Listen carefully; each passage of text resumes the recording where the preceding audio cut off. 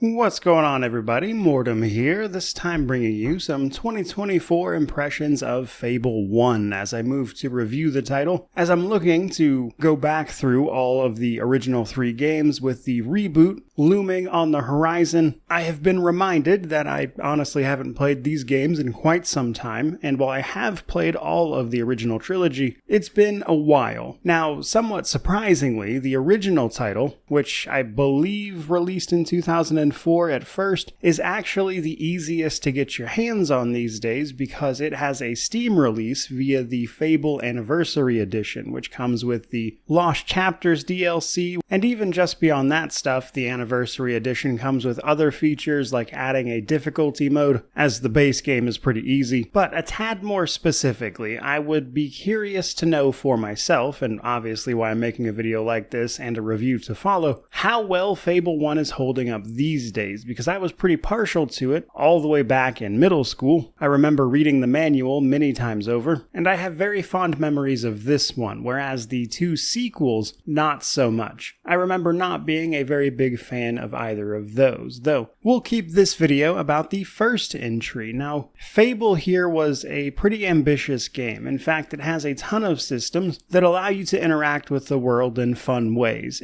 As a simple example, buying property is a thing in this game. You can buy marital homes to move a spouse into, you can buy houses to rent, and while the initial offering of houses in a settlement might be a little sparse, you can, say, free up some openings with some cutthroat tactics and then buy up all the property in a town, at which point they'll start paying you rent, which is just one way you can interact with the economy of a game like this, because one of the other ways is that there is a full-blown little economy system in that traders have restocks and replenishments, and one thing that they'll get is just sort of general goods that you can buy up and then take to another trader and sell them for a profit. And while that stuff is fun, it doesn't even scratch the surface of the renown and, let's say, reputation system, where based on the character statistics that you have, including things like your stats, the outfits you have on, etc., villagers might find you terrifying or heroic, or they might just simply be very, very impressed by you. And all of those little things together, I think, made Fable originally an incredibly charming game. So it was nice to see those pretty much immediately upon firing the game back up. Now, story-wise, I would say it's pretty much what I remember as well, which is that the opening was actually surprisingly strong, with the rest of the game sort of failing to match up with it, which probably isn't helped along by the fact that the game has a very, I would say, humorous overtone, whereas the story itself tries to be this serious narrative about your family, and I was never really taken by it. But I do enjoy the opening of the game, where you start as a child running around sort of just doing general either good deeds or bad deeds to set up the game's overall morality system in order to get some gold to buy your sister some chocolates before your village winds up being raided by bandits that seem to have been looking for your family, and then you're the only survivor after watching this horrific night unfold, only to be saved by some clearly powerful wizard named Maze, who takes you to be raised by the Heroes Guild, which is a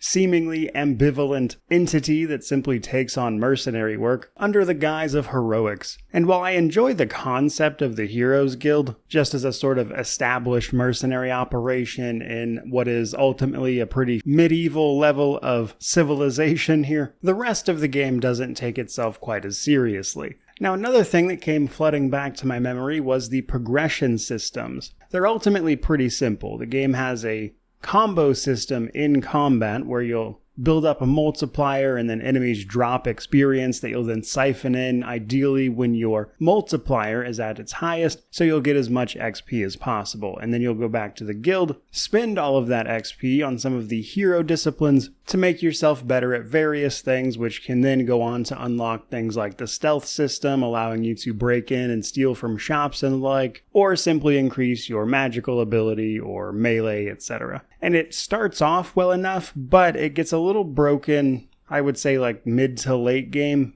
as I recall, because you simply get so much experience that your character is fantastic at everything, and it really doesn't take much work to make that happen, which is one of the reasons the game was so easy. And I can't imagine that has changed for this particular run-through, but as you're doing everything you need to do to gather up all that experience, one thing that I've always enjoyed about this game is that its little morality system of good or bad deeds has very direct effects on your actual appearance. If you're incredibly evil, you'll grow horns, whereas if you're a beacon of righteousness, you'll develop a halo and the like. But even your skills affect various things. If I'm not mistaken, the skill heroic discipline makes your character taller, and investing heavily in magic will give you a sort of bluish glow, and general things of that nature. So you will see your character reacting to the things that are happening in the world as well. And combined with all those other systems, it made Fable just this really charming experience. And it's fun for me that all these years later I can jump in and immediately see all of those things, and it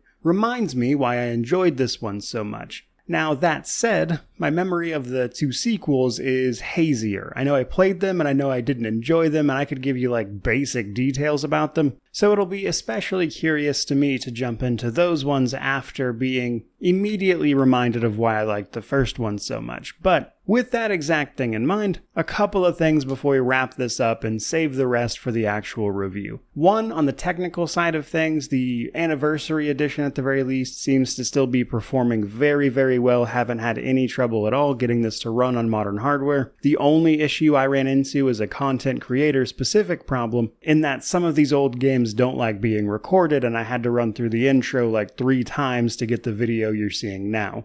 And while obviously the game itself is a bit janky, this one remains the easiest one to get into just because of how readily available it is compared to the sequels. With that exact thing in mind though, it won't take me terribly long to run through this one for a review. Realistically, I'd have it done in a couple of days if I wasn't also working on another project I can't talk about just yet. So you'll probably see this video from me just towards the end of the week. It's not a terribly long game at all, which is why I chose to review this one next after spending an enormous amount of time on Pathfinder recently. I was looking forward to something a little more lighthearted and somewhat condensed as a bit of a palate cleanser, which I think Fable 1 will likely manage to do. But ultimately, I'm looking forward to the trip down memory lane in combination with a slightly more critical eye this time around. So if you're looking forward to any of that, do remember to like, comment, subscribe, all that YouTube jazz. Let me know what you think about this one. Anything in particular you'd like to know for the review, by all means, drop it down in the comment section as well. But regardless of any of that, truly, just thank you so much for watching. I really do appreciate it. May you wander in wisdom and have an amazing day.